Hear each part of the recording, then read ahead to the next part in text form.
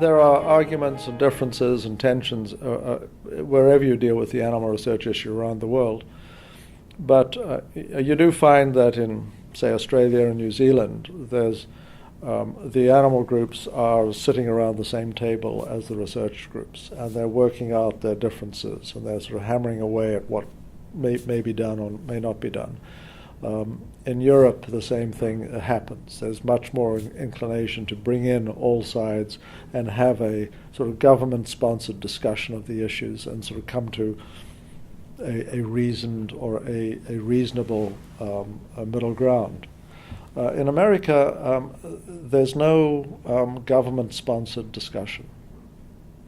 And so as a result, the debate is pretty much takes place almost entirely in either the media or sometimes in sort of safer, in places like Premanar where there is the opportunity for some sort of safe and respectful discussion. But mostly it's not. The animal movement's not really invited in to discuss, say, how the regulation should be worked out.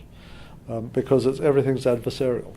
So the way you develop regulations is you engage, and one side says this is what has to be over here, and the other side said no, it should be over here, and then you work it out through politics.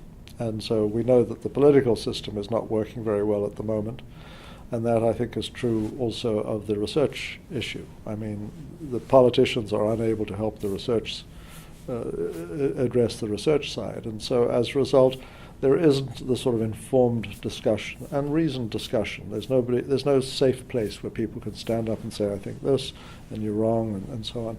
And so what I see much of the discussion is the research community asserts a particular fact or a particular claim.